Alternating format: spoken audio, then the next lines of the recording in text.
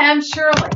I'm Adam's mom, and I'm happy to be here for Adam's talk on music and the history thereof, and I look forward to hearing it. Thank you.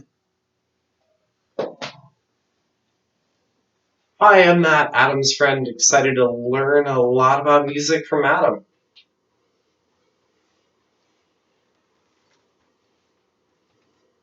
At your request, Professor, I have 2 note cards here that I will be referencing only when needed through the speech.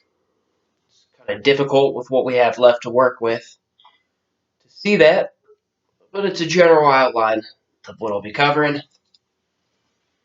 And here, the visual aid, again, because of the lighting situation, it's difficult to see, and I don't have an HDMI cord, so I can't project it to the TV in the background. But it covers everything that we'll be going over from the phonograph and gramophone to the steel wires and magnets that were used in other recording devices, as well as the cassette tape, CD. You can see this wavelength down here represents digital music, MP3s, things of that sort, which I'll be discussing obviously later in the speech. So there it is, so you know.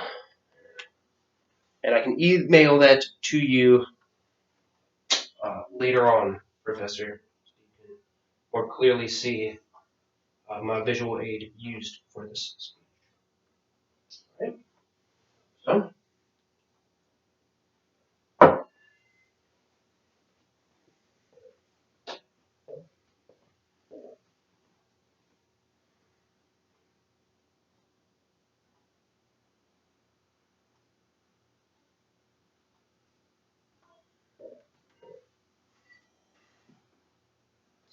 fellow Panther brethren,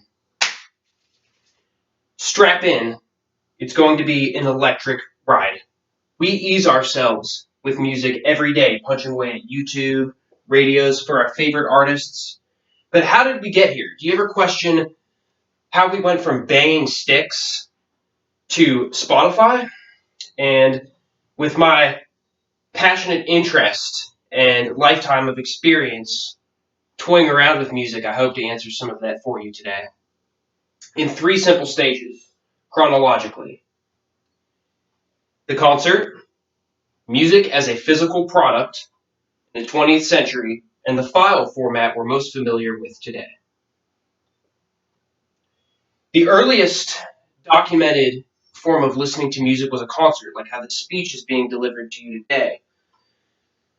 And Darwin believed that early humans used vocal intonations to attract the opposite sex in Stone Age times. The Smithsonian claims that ancient civilizations in Mesopotamia and China performed it in religious ceremony and feasts, things of that nature. Centuries later, the Greeks would play competitively in vast colosseums, and in ancient Islam around the same time, they were exporting a diverse range of new instruments that would be taken a hold of by the Romans. Even further centuries down the line, the Romans escalated perform music in a society, a culture that was rich with street musicians and minstrels. And their Christian church made creative use of Gregorian chants. During this era, Gutenberg's printing press also allowed music to enter our homes for the first time, albeit in the form of sheet music. Performed music really blew up in the classical era with Mozart and Jean-Baptiste Lully, other famed performers.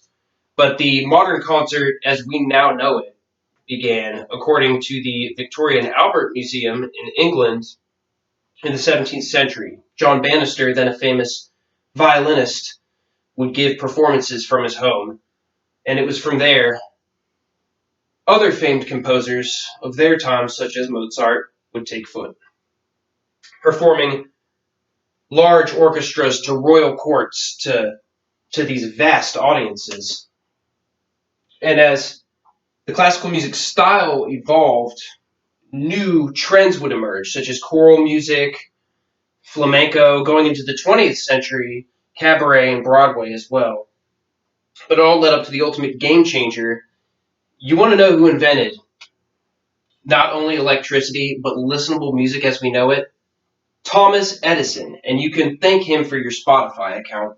His phonograph in 1877 totally altered the way that we listen to music, allowing it at a button's push, and his gramophone, only 10 years later, would also elevate recorded music using much smaller wax cylinders this time around.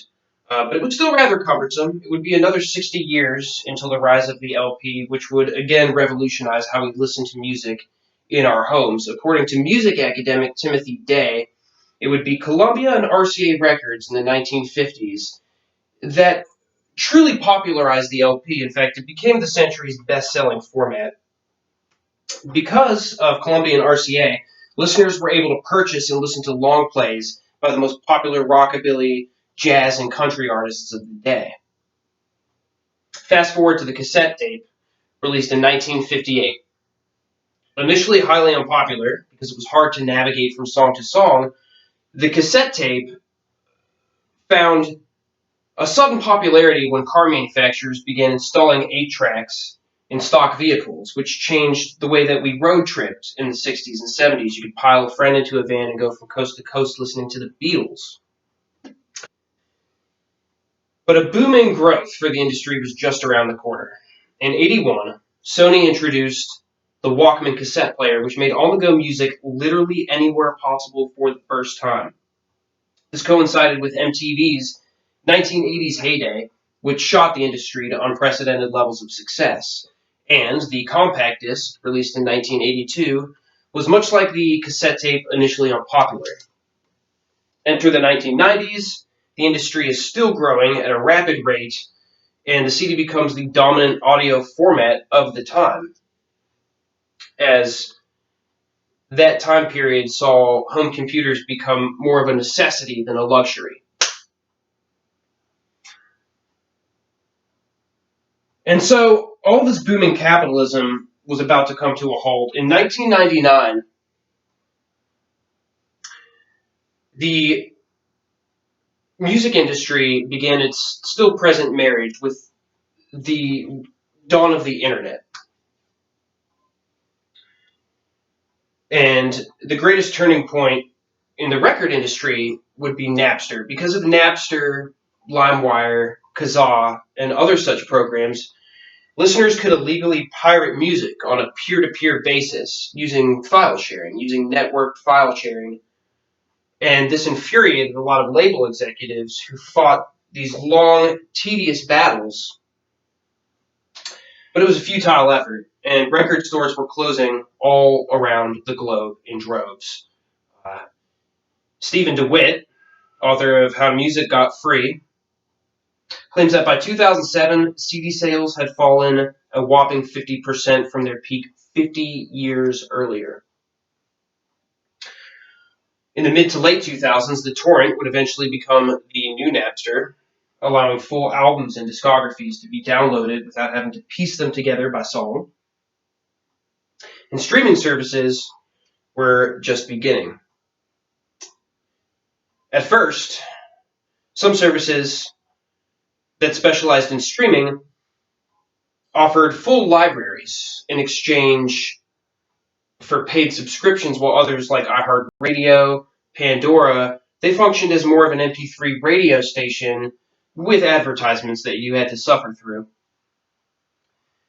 This was completely changed by a Swedish startup company named Spotify in 2011, and it's because of them and YouTube, who would eventually follow suit, that we have music and listening to it at such an all-time high in terms of convenience. You can pull up just about any song in existence and listen to it at just about any point in time, because Spotify managed to license almost all music in existence. Which begs the question, where do we go from here? Now, interestingly, the 2010s also saw the revival of the LP, perhaps as a backlash to all this digital uprising. The Nielsen Music Report from 2014 claims that vinyl sales grew 52%, 52% in 2014. That figure grew 15% in the Nielsen 2018 report to make up 6% of all total music sales in 2018.